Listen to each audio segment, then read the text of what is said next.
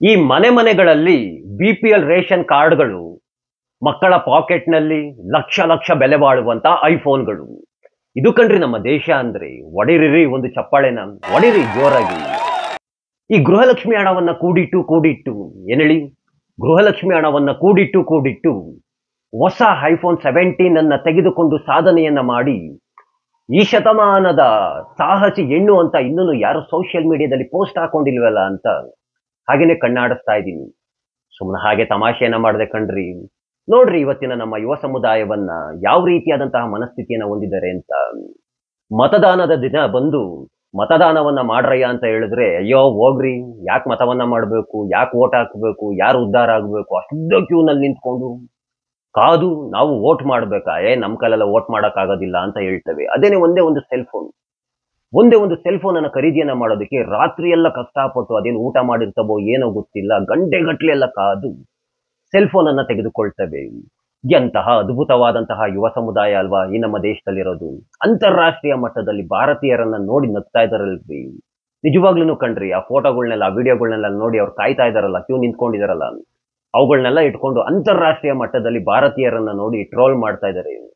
ಹಿಂದೆಲ್ಲ ಅಡಿಗೆ ಸಿಲಿಂಡರ್, ನಾವು ಅಡಿಗೆ ಅನಿಲದ ಸಿಲಿಂಡರ್ ಅಂತ ಏನ್ ಹೇಳ್ತೀವಿ, ಅದನ್ನ ಮನೆಗಳಲ್ಲಿ ತರೋದಕ್ಕೆ ಗಂಟೆಗಟ್ಲೆ, ಬೆಳಗ್ಗೆ ಹೋದ್ರೆ ಸಂಜೆ ತನಕ ಕಾದು ನಿಂತ್ಕೊಂಡು ಒಂದು ಸಿಲಿಂಡರ್ನ ಮನೆಗೆ ತರಬೇಕಾಯ್ತು.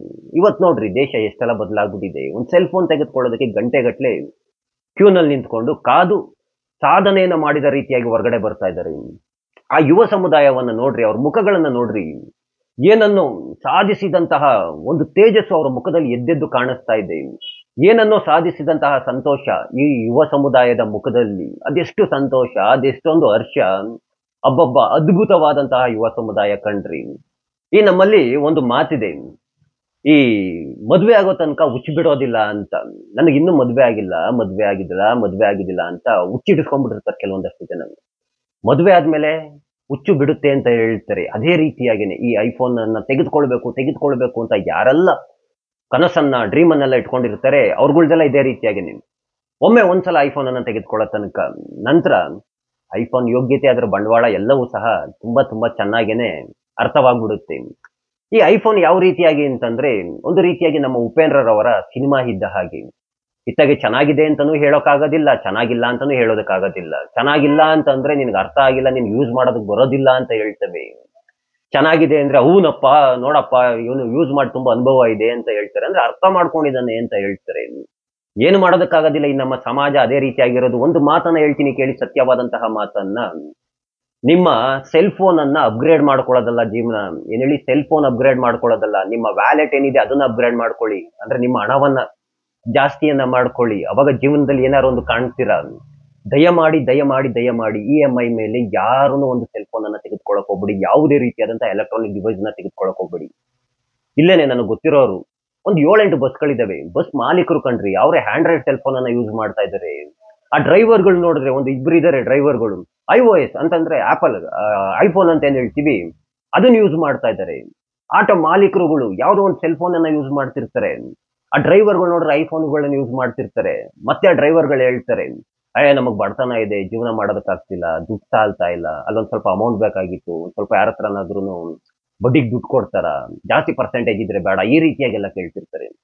ಅಯ್ಯೋ, ಲಕ್ಷ ಬೆಲೆ ಬಾಳುವಂತಹ ಸೆಲ್ ಫೋನ್ ಇಟ್ಕೊಂಡು ಇದೇನ್ರ ಹಿಂಗ್ ಯೂಸ್ ಮಾಡ್ತಾ ಇದ್ದೀರಾ ಅಂತ ಅನ್ಬಿಟ್ಟು ಕೇಳಿದ್ರೆ, ಏನೋ ತಗೋಬೇಕಾಗಿತ್ತು, ತಗೊಂಡ್ಬಿಟ್ಟಿದೀವಿ EMI ಮೇಲೆ ಅಂತ ಹೇಳ್ತಾ ಅವರ ಕಷ್ಟಗಳನ್ನ ಹೇಳ್ಕೊಳ್ತಾ ಇರ್ತಾರೆ. ಹಾಗಾಗಿ ದಯಮಾಡಿ EMI ಮೇಲೆ ಯಾರನ್ನು ಸಹ ಸೆಲ್ ಫೋನ್ ಅನ್ನ ತೆಗೆದುಕೊಳ್ಳೋದಕ್ಕೆ ಹೋಗ್ಬೇಡಿ. ನಿಮ್ಗೆ ಇನ್ನೂ ಒಂದು ಮಾತನ್ನ ಹೇಳ್ತೀನಿ. ಯಾವುದೇ ಆಗ್ಲಿ ಎಲೆಕ್ಟ್ರಾನಿಕ್ ಡಿವೈಸ್ ನ ತೆಗೆದುಕೊಳ್ಬೇಕಾದ್ರೆ ನಮ್ಗೆ ಅದರ ಅವಶ್ಯಕತೆ ಏನಿದೆ ಅಂತ ಅಂದ್ಬಿಟ್ಟು ಫಸ್ಟ್ ತಿಳ್ಕೊಳ್ಳಿ. ನಿಮ್ಗೆ ಒಂದು ಉತ್ತಮವಾದಂತಹ ಉದಾಹರಣೆಯನ್ನ ನೀಡ್ತೀನಿ. ನೋಡಿ, ಇವಾಗ ನಾನು ವಿಡಿಯೋ ಮಾಡ್ತಾ ಇದ್ದೀನಿ. ನಾನು ವಿಡಿಯೋ ಮಾಡೋದಕ್ಕೆ ನನ್ಗೊಂದು ಮೈಕ್ ಬೇಕು. ನಾನೇನು ಎಲ್ಲೋ ದೊಡ್ಡ ಕ್ರೌಡ್ ಆಗಿರುವಂತಹ ಜಾಗದಲ್ಲಿ ಹೋಗಿ ನನಗೆ ಒಂದು 500 ಮೀಟರ್ ತಪ್ಪು 600 ಮೀಟರ್ ರೇಡಿಯೇಷನ್ ಅಲ್ಲಿ ನಿಂತ್ಕೊಂಡು ಅಥವಾ ಅಷ್ಟು ದೂರ ಡಿಸ್ಟೆನ್ಸ್ ಅನ್ನ ಕವರ್ ಮಾಡ್ಕೊಂಡು ವಿಡಿಯೋ ಮಾಡುವಂತ ಅವಶ್ಯಕತೆ ಇಲ್ಲ. ನಾನು ವಿಡಿಯೋ ಮಾಡೋದಕ್ಕೇನು 2 ರಿಂದ 3 ಅಡಿ ದೂರದಲ್ಲಿ ನಾನು ವಿಡಿಯೋ ಮಾಡ್ತಾ ಇರೋದು. ನನಗೆ ಸಾಕು. ಇದು ಒಂದೂವರೆ ಸಾವಿರ ರೂಪಾಯಿಂದ ಒಂದು ಮೈಕು, ಇಲ್ಲಿ ಒಂದು 750 ರೂಪಾಯಿ 800 ರೂಪಾಯಿ ಒಂದು ಮೈಕ್ ಇದೆ. ಸಾಕು, ನನ್ಗೆ ಇಲ್ಲಿಂದ ಇಲ್ಲಿಗೆ ಕವರ್ ಆದ್ರೆ ಸಾಕು. ನನ್ಗೆ ಅವಶ್ಯಕತೆ ಇಲ್ಲ ಅಲ್ವಾ, ನನ್ಗೆ ಸಾಕು ಇಷ್ಟೇನೆ. ಅದಕ್ಕಾಗಿ ಇಷ್ಟಕ್ಕೆ ಮಾತ್ರ ಬಂಡವಾಳ ಹಾಕೊಂಡಿದ್ದೀನಿ. ನನಗೆ ಇಷ್ಟು ಒಂದು ವಿಡಿಯೋ ಮಾಡೋದಕ್ಕೆ 25,000 30,000 ಕೊಟ್ಬಿಟ್ಟು ನಾನು ಮೈಕ್ ತೆಗೆದುಕೊಂಡಿಲ್ಲ. ಅದ್ರ ಅವಶ್ಯಕತೆನೂ ಇಲ್ಲ. ಯಾಕೆ ಬೇಕು? ಅವಶ್ಯಕತೆ ಇದ್ರೆ ಮಾತ್ರ ಈ ರೀತಿಯಾದಂತಹ ಎಲೆಕ್ಟ್ರಾನಿಕ್ ಡಿವೈಸ್ಗಳನ್ನ ತೆಗೆದುಕೊಳ್ಬೇಕು. ನಾನು ತುಂಬಾ ಜನ ಈ ಐಫೋನ್ ಇಟ್ಕೊಂಡಿರೋಂಥವ್ರನ್ನ ನೋಡಿದ್ದೀನಿ. ಯಾಕ್ರು ಐಫೋನ್ ತೆಗೆದುಕೊಂಡಿದ್ದೀರಾ? ಯಾಕೆ ಏನು ಏನು ಏನು ಯೂಸ್ ಮಾಡ್ತಾ ಇದ್ದೀರಾ ಅಂತ ಏನಾದ್ರು ಕೇಳಿದ್ರೆ ಹೇಳ್ತಾರೆ, ಒಂದು ಶೋಕಿಗಾಗಿ ತೆಗೆದುಕೊಂಡಿದೀವಿ ಅಂತ ಹೇಳ್ತಾರೆ. ಶೋಕಿಗಾಗಲ್ಲ ಅದನ್ನ ತೆಗೆದುಕೊಳ್ಳುವಂತಹದ್ದು. ಏನಿದೆ ನಮ್ಗೆ ಅದ್ರಲ್ಲಿ ಏನ್ ಫೀಚರ್ಸ್ಗಳಿದಾವೆ ಅದನ್ನ ಸರಿಯಾಗಿ ಬಳಕೆನ ಮಾಡ್ಕೊಳ್ಬೇಕು. ವಿಡಿಯೋ ಮಾಡೋದಕ್ಕೆ ಬೇಕಾ ನಿಮ್ಗೆ ಸೆಲ್ ಫೋನು? ವಿಡಿಯೋಗೆ ಏನು ಅವಶ್ಯಕತೆ ಇದೆ ಆ ರೀತಿಯಾದಂತಹ ಸೆಲ್ ಫೋನ್ ತೆಗೆದುಕೊಳ್ಳಿ.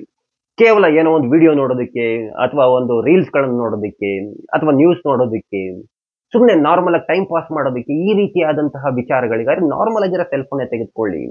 ನಿಮ್ಗೆ ವಿಡಿಯೋ ಮಾಡೋ ಅವಶ್ಯಕತೆ ಇರೋದಿಲ್ಲ. ಅಥವಾ ನಿಮ್ಗೆ ಏನು ಕೋಟಿ ಕೋಟಿ ಗಟ್ಲೆ ಏನು ಶೇರ್ ಮಾರ್ಕೆಟ್ ಎಲ್ಲ ಇನ್ವೆಸ್ಟ್ ಮಾಡ್ಬಿಟ್ಟಿದ್ರ, ನಿಮ್ಗೆ ಬೇರೆ ಕಡೆಯಿಂದೆಲ್ಲ ಥ್ರೆಟ್ಸ್ಗಳೆಲ್ಲ ಇದೆ, ನಿಮ್ ಸೆಲ್ ಫೋನ್ ಹ್ಯಾಕ್ ಮಾಡ್ಬಿಡ್ತಾರೆ, ಹ್ಯಾಕ್ ಮಾಡ್ಬಿಟ್ಟು ನಿಮ್ಮ ಸೆಲ್ ಫೋನ್ ಅಲ್ಲಿರುವಂತಹ ಡಾಟಾ ಎಲ್ಲ ಕದ್ದು ಬಿಡ್ತಾರೆ, ಈ ರೀತಿಯಾದಂತಹ ಚಿಂತೆ ನಿಮ್ಗೆ ಇಲ್ವಲ್ಲ? ಈ ರೀತಿಯಾದಂತ ಚಿಂತೆ ಇಲ್ಲ ಅಂತ ಅಂದ್ಮೇಲೆ ಸುಮ್ಮನೆ ಡೆಡ್ ಇನ್ವೆಸ್ಟ್ಮೆಂಟ್ ಅವೆಲ್ಲ ಅಷ್ಟೊಂದೆಲ್ಲ ಬಂಡವಾಳವನ್ನು ದಯವಿಟ್ಟು ಮಾಡೋದಕ್ಕೆ ಹೋಗ್ಬೇಡಿ ಅಂತ ಹೇಳ್ತಾ, ಮನೆಯಲ್ಲಿ ತಂದೆ ತಾಯಂದಿರಿಗೆ ಟಾರ್ಚರ್ ಕೊಡಕ್ ಹೋಗ್ಬೇಡಿ. ಸೆಲ್ ಫೋನ್ ಕೊಡ್ಸಿ ಅಂತ. ನಾನು ತುಂಬಾ ಜನರನ್ನು ನೋಡ್ಬಿಟ್ಟಿದ್ದೀನಿ. ಇಲ್ಲೇನೆ ನಾವುಗಳೇ ನೋಡ್ತಾ ಇರ್ತೀವಿ, ನನ್ಗೆ ಐಫೋನೇ ಬೇಕು ಅಂತ ಹೇಳ್ತಿರ್ತವೆ. ಯಾಕ್ರು ಐಫೋನೇ ಅಂತಂದ್ರೆ, ಇಲ್ಲ ಅಣ್ಣ ಅದ್ರಲ್ಲಿ ವಿಡಿಯೋ ಆಗ್ ಬರುತ್ತೆ, ಈಗ ಬರುತ್ತೆ, ನಾವು ಆಗ್ ಮಾಡ್ಬೇಕು, ಈಗ ಮಾಡ್ಬೇಕು, ನಮ್ಗೆ ಅದೇ ಬೇಕು ಅಂತ ಹೇಳ್ತಿರ್ತಾರೆ. ಏನಪ್ಪ ನನಗಂತೂ ಗೊತ್ತಿಲ್ಲ. ನಾನು ಹೇಳ್ತೀನಿ ಕೇಳಿ. ನಾನು ಫಸ್ಟ್ ಟೈಮ್ ನಾನು ಐಫೋನ್ ತೆಗೆದುಕೊಂಡಾಗ ನಾನು 3 ದಿನಕ್ಕೆ ಬಿಸಾಕ್ಬಿಟ್ಟೆ. ನಾನು ಬೇಡ ಕಣಪ್ಪ ಅಂತ ಅಂದ್ಬಿಟ್ಟು ನನ್ನ ಸ್ನೇಹಿತನ ಕೊಟ್ಬಿಟ್ಟು ನಾನು ಅದನ್ನ ಕಡಿಮೆ ರೇಟ್ಗೆನೆ ಕೊಟ್ಬಿಟ್ಟೆ. ನನ್ಗದು ಯೂಸ್ ಮಾಡೋದಕ್ಕೂ ನನ್ಗೆ ಆಗ್ಲಿಲ್ಲ. ನಾನು ಯೂಸ್ ಮಾಡೋದಕ್ಕೆ ಬರೋದಿಲ್ಲ ಅಂತಲ್ಲ, ನನ್ಗೆ ಇಷ್ಟ ಆಗ್ಲಿಲ್ಲ. ನಾನು ಸ್ಯಾಮ್ಸಂಗ್ ನನ್ನ ಡಿವೈಸ್ಗಳನ್ನ ಆಲ್ಮೋಸ್ಟ್ ನಾನು ಯೂಸ್ ಮಾಡೋದು. ನಾನು ಏನೇ ತೆಗೆದುಕೊಂಡ್ರು ಸ್ಯಾಮ್ಸಂಗ್ ತೆಗೆದುಕೊಳ್ಳೋದು. ಈ ಜೆ ಸೀರೀಸ್ ಇಂದ ಹಿಡಿದು ಎಂ ಸೀರೀಸ್ ಇಂದ ಹಿಡಿದು ಇವಾಗ ನಾನು ಯೂಸ್ ಮಾಡ್ತಾ ಇರೋದು S series. Best cell phone Samsung. ಇದಕ್ಕಿಂತ ನನಗೆ ಯಾವುದನ್ನು ಬೇಕಾಗಿಲ್ಲ. ಹ್ಯಾಂಗ್ ಆಗುತ್ತೆ ಹಾಗೆ ಅಂತ ಹೇಳ್ತಾರೆ, ಎಂದದು ಹ್ಯಾಂಗ್ ಆಗೋದಿಲ್ಲ. ನಾವೆಲ್ಲ ಯೂಸ್ ಮಾಡ್ತಾ ಇಲ್ವಾ? ಸುಮ್ಮನೆ ಲಕ್ಷ ಲಕ್ಷ ಬಂಡವಾಳವನ್ನ ಬೇರೆ ಎಂತಕಾರು ಇನ್ವೆಸ್ಟ್ ಮಾಡಿ, ಒಂದು ಶೇರ್ಸ್ ಮೇಲೆ ಇನ್ವೆಸ್ಟ್ ಮಾಡಬೇಡಿ, ಬಿಡಿ. ಹೋಗ್ಲಿ ಯಾವ್ದಾದ್ರು ಗೋಲ್ಡ್ ಮೇಲಾರು ಇನ್ವೆಸ್ಟ್ ಮಾಡಿ, ಆನ್ಲೈನ್ ಅಲ್ಲೇನೆ ಗೋಲ್ಡ್ ನ ಬೈ ಮಾಡಿ ಬಿಟ್ಬಿಡಿ. ಇಲ್ಲ ಒಂದು ಕಡೆ ಬೇಕಾಗುತ್ತೆ ಕಷ್ಟಕ್ಕೆ ಅಂತ. ಸುಮ್ನೆ ಯಾಕೆ ಡೆಡ್ ಇನ್ವೆಸ್ಟ್ಮೆಂಟ್ ಮಾಡ್ತೀರಾ ಮನಿನೆಲ್ಲ? ದಯಮಾಡಿ ಮನೆಯಲ್ಲಿ ಕಷ್ಟವನ್ನ ಕೊಡ್ಬೇಡಿ ಅಂತ ಹೇಳ್ತಾ, ಇನ್ನೂ ಒಂದು ಮಾತು ಹೇಳಲೇಬೇಕಾಗಿತ್ತು. ಈ ಕಷ್ಟಪಟ್ಟು ದುಡ್ದಿರಂತವ್ರು ಯಾರನ್ನು ಐಫೋನ್ ತೆಗೆದುಕೊಳ್ಳೋದಕ್ಕೆ ಹೋಗೋದಿಲ್ಲ. ಎಲ್ಲೋ ಒಂದು 2-3% ಜನ ಮಾತ್ರ, ಕೋಟಿ ಇರೋಂಥವ್ರು ಈ ತರಹ ಡಿವೈಸ್ಗಳನ್ನ ತೆಗೆದುಕೊಳ್ಳೋದು. ಕಷ್ಟಪಟ್ಟು ದುಡ್ದಿರಂತವನು ಯಾರನ್ನು ಈ ರೀತಿಯಾಗಿ ಬಂಡವಾಳ ಹಾಕೋದಿಲ್ಲ. ಅವನು ಗೊತ್ತು ಎಲ್ಲಿ ಬಂಡವಾಳವನ್ನ ಹಾಕ್ಬೇಕು ಅಂತ. ಎಲ್ಲ ಆಲ್ಮೋಸ್ಟ್ ಅವರ ಅಪ್ಪಂದಿರ ದುಡ್ಡಿನಲ್ಲೇ ತೆಗೆದುಕೊಂಡಿರ್ತಾರೆ. ಅವರೇನೋ ಅಪ್ಪಂದಿರ ದುಡ್ಡಿನಲ್ಲಿ ತೆಗೆದುಕೊಂಡು ಶೋಕಿ ಮಾಡ್ತಾರೆ ಅಂತ ಅವ್ರ ಜೊತೆಗೆ ನೀವು EMI ಮೇಲೆ ತೆಗೆದುಕೊಂಡು ಶೋಕಿನ ಮಾಡೋದಕ್ಕೆ ಹೋಗ್ಬೇಡಿ.